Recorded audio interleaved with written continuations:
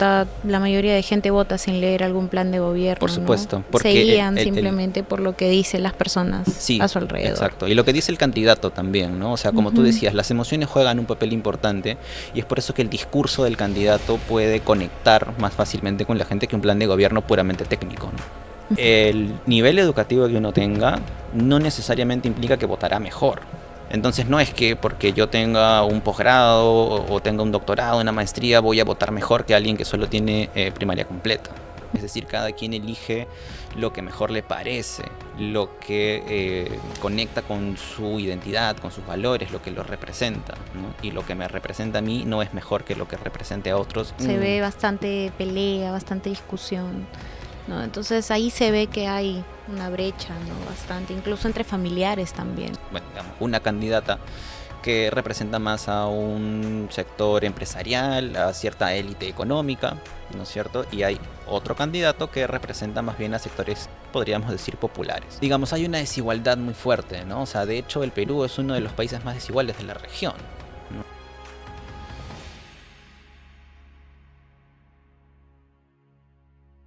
Este programa llega gracias a Seguros al Toque. Bienvenidos a todos al episodio Detrás de la Mente. En los últimos días hemos visto bastante controversia, muchas discusiones en redes sociales debido a las elecciones del 2026.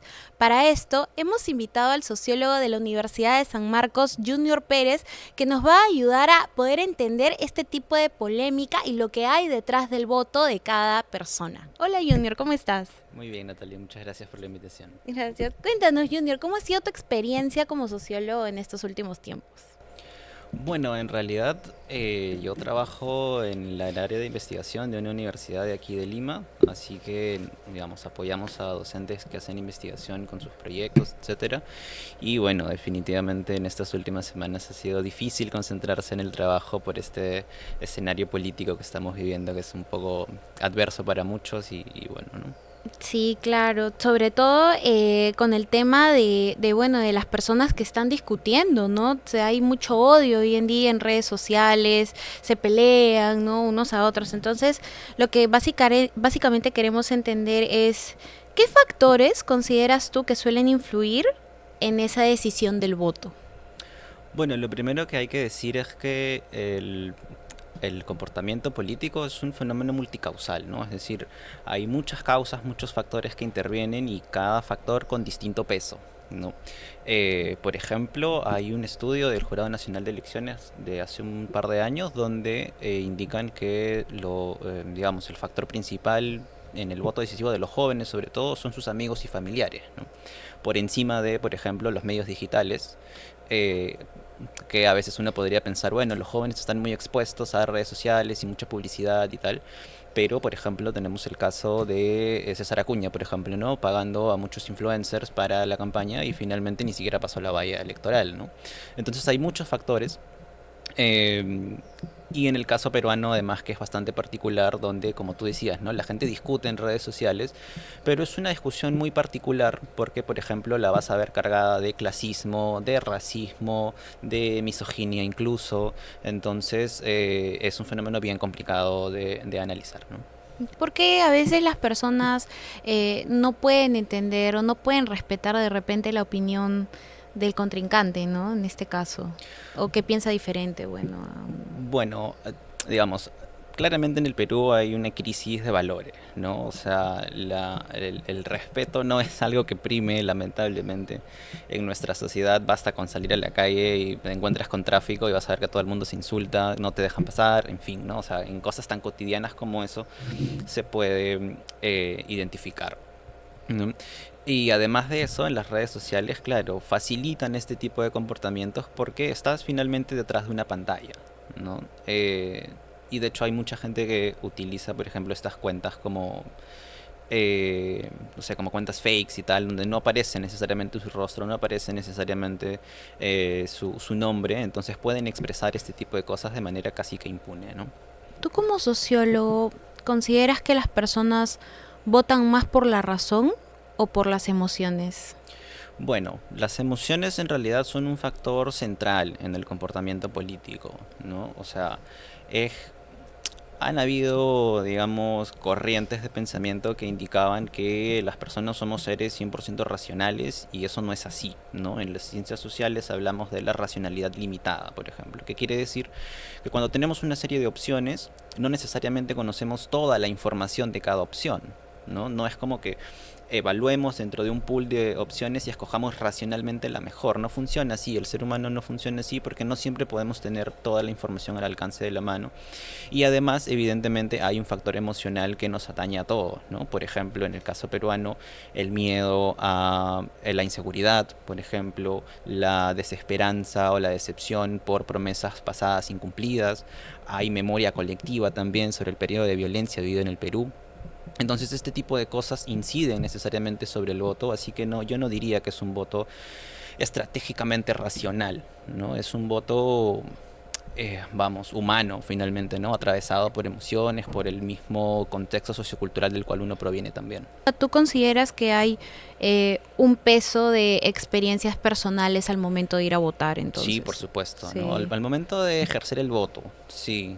De hecho, por ejemplo, en el Perú el voto no es necesariamente estratégico, ¿no? Es decir, también el voto es una reinterpretación, o perdón, una reafirmación identitaria, ¿no? Por ejemplo, los departamentos, las regiones, las comunidades tienen una identidad eh, que la ejercen, ¿no? La reafirman cuando votan, porque por ejemplo el voto puede ser una manifestación contra algo, ¿no? Por ejemplo, el voto antifujimorista, ¿no? El voto antifujimorista es un voto que se posiciona contra lo que representa el fujimorismo, ¿no? O el voto antiqueico, por ejemplo, ¿no? Que no necesariamente proponen otro candidato, simplemente se oponen a lo que ellos consideran inadmisible en la política peruana, ¿no? Justo tú me comentaste el tema del entorno, ¿no? Que me dijiste que la familia influye muchísimo en nuestras ideas políticas, ¿no? Sí, sí, Sí. totalmente, ¿no? O sea, empecemos con que la familia es el primer agente socializador, ¿no? Luego están los compañeros, los iguales, etcétera. Entonces sí, definitivamente la familia tiene un peso importante porque además el voto se suele discutir en familia, ¿no? No necesariamente es una decisión personal, ¿no? No es raro que la gente se ponga de acuerdo para votar, por ejemplo, ¿no? Pasa Mm. más en comunidades que en la ciudad, por ejemplo, pero sí pasa. ¿Tú consideras que, por ejemplo, el lugar en donde crecimos demuestra alguna preferencia por algún candidato u otro? No necesariamente el lugar, pero sí la relación que uno tenga con ese lugar, ¿no? Por ejemplo, si eres un joven rural donde la comunidad es, no sé, campesina, probablemente tu voto esté orientado a eso porque tu identidad está vinculada a ello, ¿no? Entonces el voto también es digamos, también refleja esta relación que tiene el votante con su candidato, ¿no? Ujú. Uno difícilmente vota por un candidato que no sienta cercano o que no sienta que lo representa. O sea, una cierta identidad, ¿no? Sí, Es una cierta definitivamente. identidad con tu Tiene que candidato. haber algún tipo de valor compartido, ¿no? Más Ujú. allá del plan de gobierno, por ejemplo, que muy poca gente revisa. Claro, hoy en día se vota, la mayoría de gente vota sin leer algún plan de Por gobierno, ¿no? supuesto, Se porque guían simplemente por lo que dicen las personas a sí, su alrededor. exacto. Y lo que dice el candidato también, ¿no? O sea, como tú Ujú. decías, las emociones juegan un papel importante y es por eso que el discurso del candidato puede conectar más fácilmente con la gente que un plan de gobierno puramente técnico, ¿no? Ujú. Y cuéntame, ¿tú consideras que la educación juega, por ejemplo, un papel importante en la formación de la decisión política? Eh, es importante, pero aquí sí quisiera hacer hincapié, ¿no? Por ejemplo, hay mucha gente en redes sociales que cuestiona, ¿no? Que las personas de provincia, como les llaman, que no son provincias en realidad, ¿no? El Perú tiene departamentos, ¿no? Y las provincias son más pequeñas. Y los van a cuestionar y van a cuestionar su voto, ¿no? Porque los van a tildar de ignorantes, los van a tildar de esto o de aquello. Entonces aquí hay una cuestión importante. El nivel educativo que uno tenga no necesariamente implica que votará mejor, ¿no? Vamos, intento ser muy objetivo aquí, pero por ejemplo, Lima ha elegido un alcalde que a mi juicio ha sido un desastre, ¿no? Digamos, tampoco es que hayamos tenido muchos alcaldes buenos en los últimos años, pero este alcalde en particular llega a la alcaldía con voto limeño de ciertos sectores socioeconómicos altos, ¿no? Con niveles educativos altos. Era la mejor opción, discutible, digamos, ¿no? Pero su gestión, objetivamente, no ha sido la mejor, ¿no? Entonces no es que porque yo tenga un posgrado o tenga un doctorado, una maestría, voy a votar mejor que alguien que solo tiene primaria completa, ¿no? Ujú. No es ese la influencia que tiene el nivel educativo, ¿no? Pero Claro. sí que definitivamente el nivel educativo te puede ayudar a elegir mejor, pero elegir mejor tiene sus bemoles, ¿no? Es decir, cada quien elige lo que mejor le parece, lo que conecta con su identidad, con sus valores, lo que lo representa, ¿no? Y lo que me representa a mí no es mejor que lo que represente a otros solo porque yo vivo en Lima, por ejemplo, solo porque yo tengo un posgrado. Justo lo que me estabas comentando, ¿no? ¿Tú consideras que Lima está centralizada? Perú está centralizado en Lima. Y Lima está centralizada, sí, en algunos distritos, digamos, ¿no? Es decir, lo que hoy llaman Lima moderna, ¿no? Que es una categoría que yo discuto un poco porque eh, digamos, la modernidad no necesariamente es lo mejor, ¿no? Digamos, hay conocimiento ancestral, por ejemplo, que es podría considerarse incluso más avanzado que la ciencia moderna, en algunos aspectos, claro. Pero bueno, lo que hoy se llama Lima moderna definitivamente concentra circuitos económicos, circuitos culturales, incluso mucho más que otros distritos, ¿no? Por ejemplo, yo vengo del sur de Lima y encontrar un museo en el sur de Lima es un poco complicado, ¿no? Normalmente están o en Lima Moderna o en Lima Centro. Lo mismo pasa con Lima Norte, por ejemplo, en Lima Este. Tenemos poca oferta cultural en ese sentido, ¿no? O si quieres ir al teatro, por ejemplo, difícilmente encuentras teatros allí, ¿no? Entonces sí, hay una centralización del Perú en Lima y hay una centralización de Lima en algunos distritos, ¿no? Incluso las oportunidades educativas también, ¿no? Sí, La mayoría definitivamente. están en Lima, ¿no? Sí, así es. Educativa, en salud, por ejemplo, los hospitales con la mejor tecnología o los más completos están en Lima.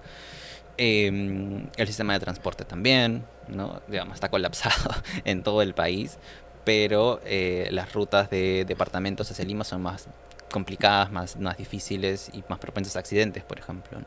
Y cuéntame, Junior, ¿por qué consideras que estamos tan divididos como población? ¿Divididos en qué sentido?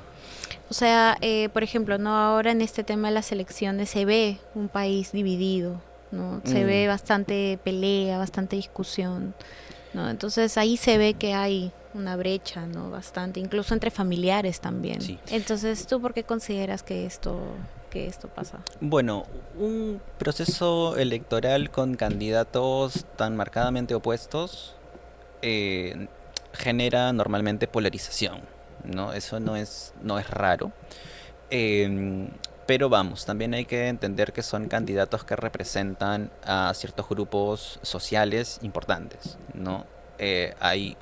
Bueno, digamos, una candidata que representa más a un sector empresarial, a cierta élite económica, ¿no es cierto? Y hay otro candidato que representa más bien a sectores, podríamos decir, populares.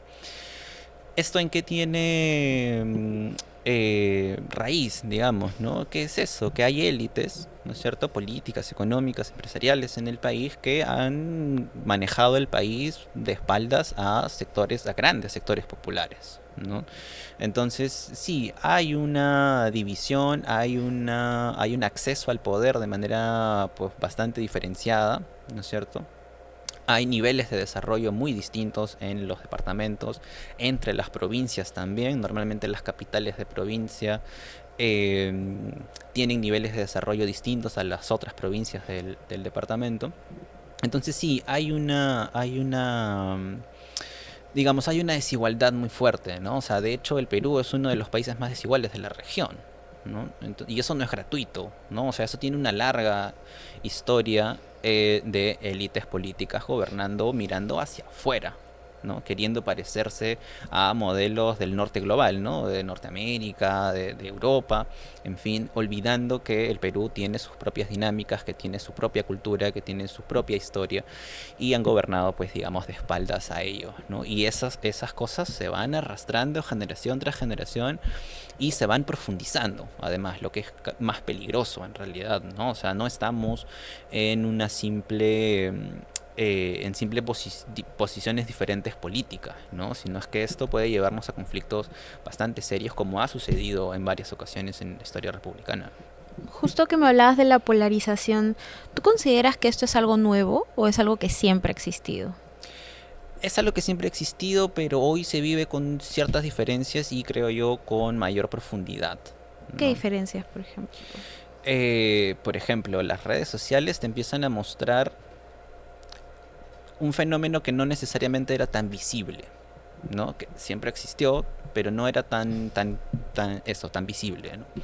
Ahora es muy sencillo notarlo y eso hace que lo pongamos sobre la mesa. Por ejemplo, que tengamos esta conversación es parte de eso, ¿no? Y en buena cuenta eso es saludable, ¿no? Ujú. Y empezar a reconocer el problema es parte de la solución. Pero definitivamente hay personas a las que, o grupos a los que no les conviene que esto cambie, ¿no? Porque el modelo que tenemos en el Perú funciona bastante bien para algunos, ¿no? Digamos, hay gente que dice, no, el Perú está mal, el Perú no funciona, el Estado no funciona, cuando lo cierto es que funciona para algunos. Funciona para unos Claro. pocos. Hay, Ujú. hay personas que definitivamente se benefician de este modelo económico, de este modelo político que tenemos en el Perú y que no tienen ningún interés en que esto cambie, ¿no? Entonces también parte por ejercer ciudadanía, ¿no? O sea, ser ciudadanos no es solamente ir a votar cada 5 años, ¿no? Eso no es la democracia, ¿no? La democracia es participar activamente, ¿no? Es vigilar a quienes nosotros mismos elegimos, o incluso a quienes no elegimos, eh, y eso, ¿no? ¿Por qué muchas veces a las personas les cuesta entender a quienes votan diferente? Yo creería que en parte es un poco de clasismo y de racismo, ¿no? O sea, Ujú. yo siento, digamos, ¿no? Eh, ¿Clasismo y racismo de ambos lados o solamente de un lado? Bueno, el clasismo y el racismo se ejercen de arriba hacia abajo siempre, Ujú. ¿no? Eh, entonces, perdón. Entonces, si yo estoy en un, digamos, nivel socioeconómico más privilegiado, puedo sentir que quienes votan diferente a mí lo hacen por ignorancia, lo hacen por que no saben, y yo considero que mi voto no debe valer lo mismo que el de ellos, por ejemplo, ¿no? Ujú. Y del otro lado, yo puedo sentir que eh, Lima vota por los candidatos que van a defender el mismo modelo, lo que decía antes, ¿no? El mismo modelo que sigue privilegiando la centralización de Lima, por Ujú. ejemplo, ¿no? Y puedo sentir que ese voto es incorrecto, que ese voto es inmoral, incluso, ¿por qué? Porque me deja fuera a mí, me deja fuera a mi región, deja fuera a mi comunidad de ese desarrollo del que los políticos siempre hablan, ¿no? Entonces, esto sí, definitivamente nos lleva a polarización y en esa polarización se sataniza al otro, ¿no? Y los candidatos no han ayudado, definitivamente, ¿no? El discurso político de Keiko Fujimori, por ejemplo, era ellos son desorden, ellos son caos, ellos son retraso, nosotros somos orden, nosotros somos el equipo técnico preparado, ¿no? Y del lado de Sánchez, el discurso era, bueno, ellos son los corruptos de siempre, nosotros vamos a salvar al Estado, ¿no? Entonces, como ves, en el discurso se posiciona al otro casi como un enemigo, ¿no?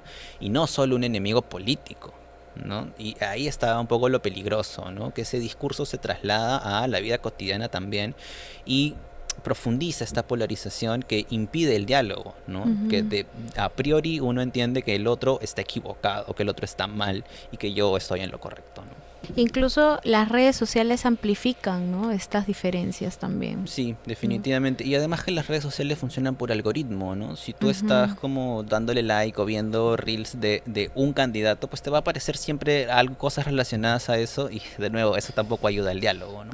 ¿Tú consideras que se puede decir que hay bastante desinformación, ¿no? Por redes Definitivamente. sociales, Sí, sí, bastante sí, desinformación. definitivamente. Y además ahora con los videos creados por IA, a la gente no sabe qué creer. Sí.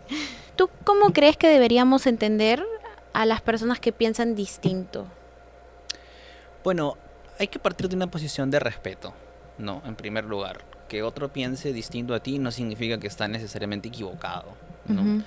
Em, entonces hay que escuchar con respeto y hay que estar siempre abiertos al diálogo, ¿no? Hay mucha gente que se cierra en sus propias ideas y eso no es saludable, ¿no? Ahora, también hay que hacer aquí algunos matices, ¿no? Hay cosas que no son discutibles, como los derechos humanos, por ejemplo, ¿no? Ahí no tenemos discusión alguna. Hay cosas que están bien y hay cosas que están mal y punto, ¿no? Em, pero en otras cuestiones, pues digamos, finalmente vivimos en democracia, finalmente tenemos aún un Congreso eh, que tiene distintas fuerzas políticas y que necesita sentarse a negociar, por ejemplo, ¿no? Entonces, los candidatos, ahora candidatos, lo van a hacer, van a tener que sentarse a negociar en algún punto sobre algunos temas y eso no es una traición a sus votantes, por ejemplo, ¿no? Entonces no podemos ser tan cerrados, tenemos que estar siempre abiertos a esto y escuchar con respeto, ¿no? No necesariamente nos van a hacer cambiar de opinión ni nosotros a los demás, pero hay que entender que nuestra visión, nuestra idiosincrasia no es necesariamente la mejor ni tampoco es la única, ¿no? Mm, Por ejemplo, hoy en día tú sabes que todo esto de las redes está muy de moda, ¿no? Y toda la gente siempre habla mucho de los caviares, Mm, ¿no? De los caviares. Ay, que, por ejemplo, tú vives un cierto tipo de vida y sin embargo eres de izquierda, ¿no? ujú. ¿Tú qué nos puedes decir sobre eso? Primero, en el Perú no tenemos debate ideológico entre derecha e izquierda, Ujú. ¿no? Aquí lo que tenemos son algunas posiciones, digamos, mixtas, ¿no? Y que van fluyendo además, ¿no? Entonces la categoría de caviar en realidad se utiliza casi que a conveniencia, ¿no? Em, para denominar efectivamente a estas personas que tienen cierto nivel de vida pero que son de izquierda. Y aquí, bueno, hay que recordar a Díaz Canseco, ¿no? O sea, ser de izquierda no significa ser pobre. Ser de izquierda no significa que yo rechace la modernidad o rechace la empresa privada. No, son cosas distintas, ¿no?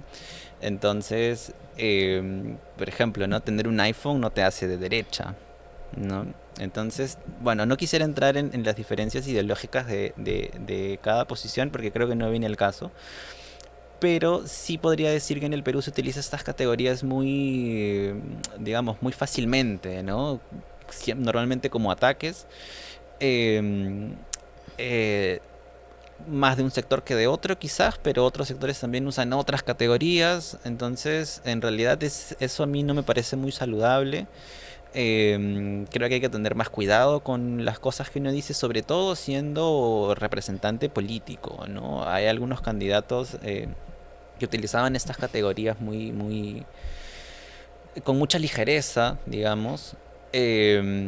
Claro, finalmente era parte de su estrategia política, ¿no? Pero eso no es saludable y creo que ahí es donde entra este llamado cuarto poder, ¿no? Ahí es donde la prensa debería hacer este cuestionamiento, ¿no es cierto? Debería rechazar este tipo de manifestaciones, pero en realidad no lo hacen, ¿no? En realidad compran un poco el cuento porque esto vende, en fin. Hay informes internacionales de cómo la prensa ha favorecido a una candidata sobre otro, y eso responde a lógicas empresariales finalmente, ¿no? Entonces, creo que una prensa poco seria no permite que el debate se mantenga a la altura, ¿no? Hoy en día también se habla mucho de que, bueno, la izquierda va a terminar como Cuba, va a terminar como, ¿no? Como Venezuela, ¿no? Y ahí es donde también empiezan todos los problemas, ¿no? ¿Tú qué nos puedes decir de esto también?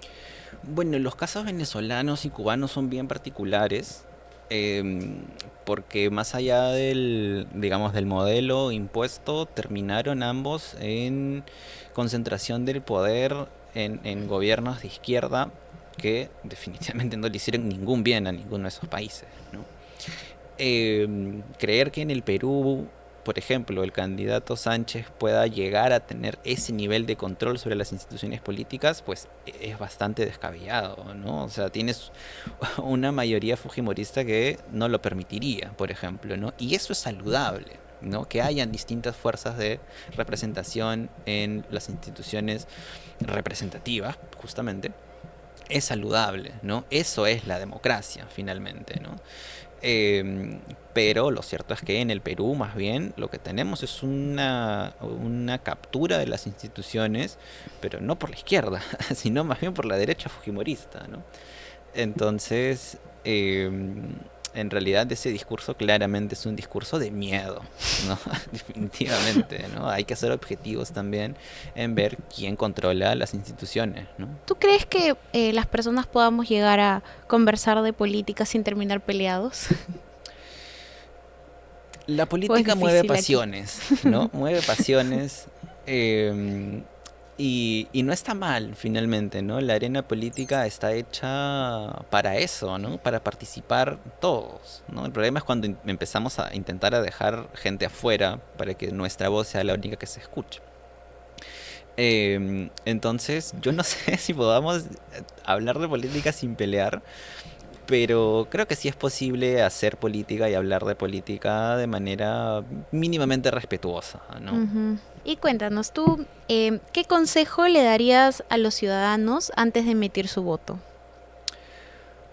Bueno, como decía antes, ejercer la ciudadanía no solamente ir a votar, ¿no? Hay que participar activamente, en realidad. Eso es lo que fortalece la democracia, eso es lo que en parte nos va a permitir salir de esta crisis de representación en la que estamos. Y aquí otra cuestión es que esto de asumir el voto tampoco es correcto, ¿no? La democracia no funciona votando por un candidato y aceptando todo lo que ese candidato traiga. Al contrario, la democracia, la ciudadanía activa funciona eligiendo un candidato y fiscalizándolo constantemente. Para eso los elegimos, para eso les pagamos sueldos altísimos, para hacer un buen trabajo. Y esto no implica que les demos carta blanca a ninguno, ¿no? Entonces, creo que ese es mi consejo, ¿no? Estar pendientes, estar activos y mantenernos vigilantes siempre, sea quien sea finalmente el vencedor, ¿no? ¿Y qué te gustaría que todos los peruanos comprendieran en este momento que, bueno, el país está pasando, ¿no? Por estas elecciones 2026? Que los peruanos comprendieran en este momento. Ujú. Bueno, quizás que seguimos siendo un mismo país, ¿no? Nos guste o no, estamos en el mismo territorio, nos vamos a seguir viendo las caras todos, vamos a seguir llevando representantes a la arena política y vamos a seguir aquí, aunque muchos digan que se van a ir si sale un candidato u otro, la mayoría vamos a seguir aquí, somos compatriotas, estas divisiones finalmente no nos hacen mucho bien, hay cosas, como decía, que son innegociables y hay que mantener ciertas posturas en pro del bienestar ciudadano, pero también hay que estar abiertos al diálogo, ¿no? Definitivamente necesitamos apertura para poder escucharnos, para poder entendernos y para poder respetarnos. Listo, Junior, muchas No, gracias. En gracias a verdad, ti. te hemos traído un regalito por, Uy, qué por este lindo. podcast que estamos empezando. Muchas ¿Qué te gracias. parece? Muchas gracias. Y listo, chicos, ese fue el episodio de hoy. Si te gustó, te invitamos a que por favor lo compartas por redes sociales. Nos despedimos, un beso. Chao.